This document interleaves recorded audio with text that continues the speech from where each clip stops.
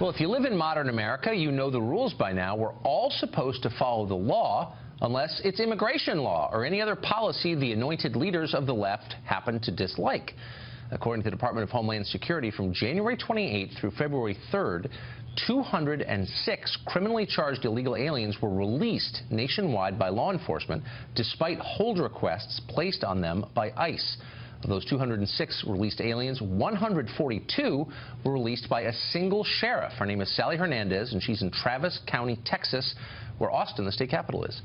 The released aliens face charges that include sexual assault, robbery, and domestic violence. It's a very frustrating situation for the governor of Texas, Greg Abbott. He's trying to ban sanctuary cities right now, and he joins us in the studio. Governor, it's great to see you. You too, Tucker. So, explain am I explaining this right? That the sheriff, the elected sheriff, whose job it is to uphold the law, enforce the law, is in fact ignoring the law in Travis County, Texas. Is that true? It's exactly right. It's posing great danger because she has knowingly released from jail in Travis County people who've been either convicted of or accused of serious felonies such as sexual assault of a minor. She's put right back out onto the streets. This is a dangerous practice that Texas is going to hammer down. We will not tolerate this, and so we have taken action. We're going to take even stiffer action to prohibit and ban sanctuary cities in Texas. This is Sheriff Sally Hernandez, known as Sanctuary Sally. Sanctuary Sally. What's the motivation here? Why would a sheriff want to release dangerous people back to the community? Tucker, this is a part of what you've seen sweep across the United States of America. There is a liberal agenda that wants to so-called be welcoming to those who are here illegally, and one way they do that is by not enforcing the law. She campaigned on and got elected as sheriff in Travis County this last year on the promise she would not enforce sanctuary city laws, or she would not enforce ICE detainers.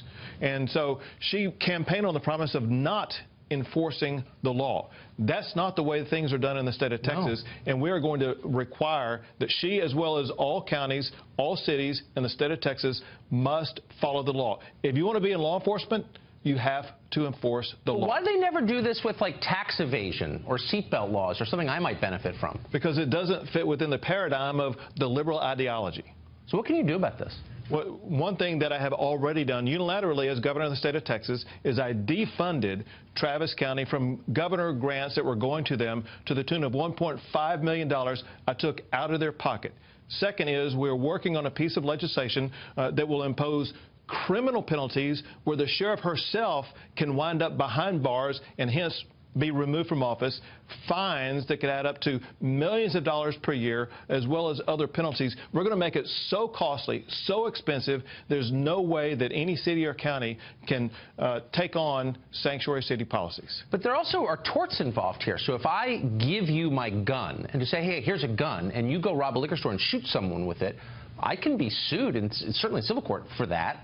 Why wouldn't she be personally liable for the crimes committed by the criminals she released? That is one of the proposals that has been discussed. It could wind up in this final piece of legislation where either the sheriff or the public official personally could be subject to liability, or the governmental body, whether it be the city or county, could be subject to liability for paying for those who are injured. Take the famous case of Kate Steinle.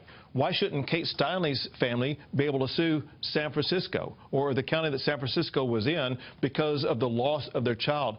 I believe that claim should be viable against any official or any governmental body that allows sanctuary city policies. Have you told the trial lawyers this? I mean, they're pursuing everybody because they profit from them. Why wouldn't they be in favor of this? Because of their liberal agenda. Ironically, the trial lawyers did not pick this up and view it as a new avenue to make money. And so they have not blessed it. They're not supporting it. Wow. Ironically. What shows is nothing more than a liberal agenda idea. Boy, nothing is more important than illegal immigration to these people. Governor, thanks a lot for joining us. Good luck with that. Thank you.